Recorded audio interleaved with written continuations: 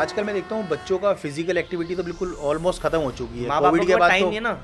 और कोविड के बाद से तो ऐसा हो गया कि बच्चों ने पार्कों में जाना बंद कर दिया, पार्क जाते ही नहीं है। आज की तारीख में माँ बाप समय नहीं दे पा रहे बच्चे को। प्रॉब्लम ये हो रही है कि दोनों की इतनी जिंदगी व्यस्त है कि या तो नैनी पाल रही है, या मेड रखी हुई मेड है। रखी हुई है, कुछ ऐसी तरीके आजमा दी जिससे कि वो घर से बाहर निकल सके और पीछे कोई पाल ले। दादा दादी पाल रहे हैं, अब क्या आप दादा दादी से उम्मीद करोगे कि वो पार्क लेके जाए जिनसे चला नहीं जा रहा खुद।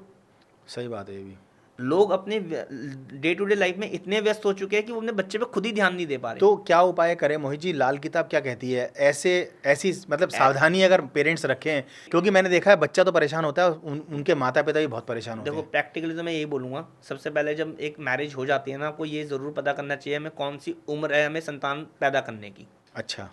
कि हम कौन सी एज में संतान कायम करें। संतान तो होनी है, जी बिल्कुल। ठीक है ना, तो कौन सी उम्र में करें, उसका सही टाइम। सही टाइम। उसमें क्या होगा, माता पिता की कुंडली चाहिए, दोनों की कुंडली चाहिए। हम ईयर डिसाइड करते, करना तो है ही, 1 साल बाद कर ले या 1 साल पहले कर ले।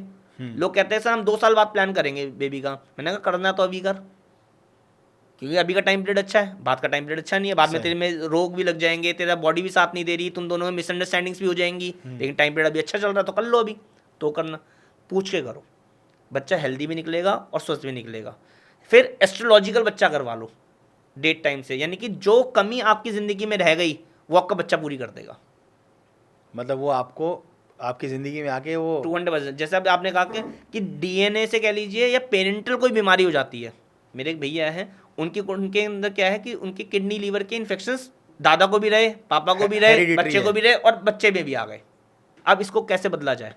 लाल किताब कोई विशेष बोलती है ऐसे? लाल किताब के अंदर देखो इस बीमारी को रोका जा सकता है उपाय करके, लेकिन मैं कह रहा हूँ ये आगे वाली पीढ़ी में ना आए।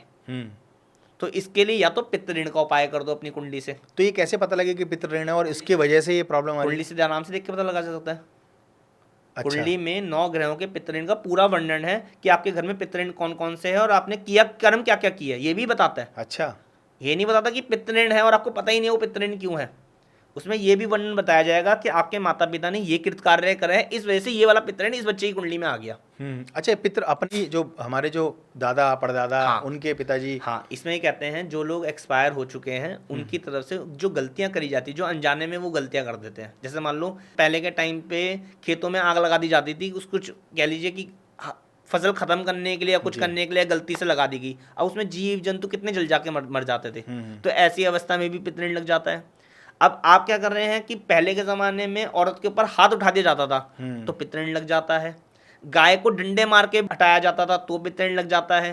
रोड साइड में आप जाते हैं, कुत्ते की डेथ हो जाती है आपसे, जो आपको बहुत प्रैक्टिकल है कि भैया बीच में कुत्ता कूद पड़ा, तो पितृ ऋण बन जाता है।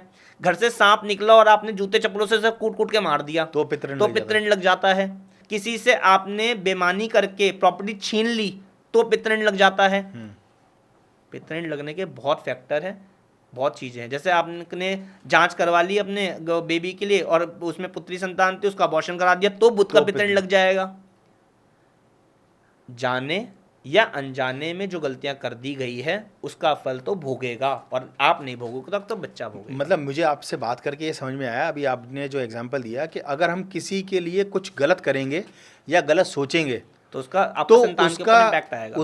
इम्पैक्ट आएगा पितृ ऋण के रूप से। हालांकि मैं ये सोचता था कि पितृ ऋण अगर हमने अपने बड़ों का अपमान किया, उनका अनादर किया तो पितृ ऋण लगता है। ये भी पितृ ऋण कि यदि आपने अपनी बूढ़ी अम्मा को या बूढ़ी माँ को आपने लास्ट टाइम की उसमें बहुत सुख नहीं दिए तो चंद्रमा का पितृ ऋण बन गया।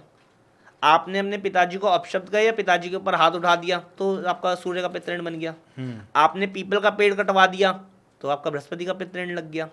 अच्छा, कितने सारे लॉजिक्स है और कितने सारे, ये सारे मैं क्लाइंट को बताता हूँ, उसके बाद उसके उपाय देता हूँ।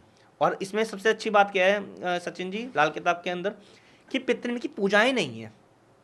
मैंने इसकी पूजा एक्सपेंसिव बता दूँ, 2-2 लाख 3-3 लाख 4-4 लाख की पूजाएं।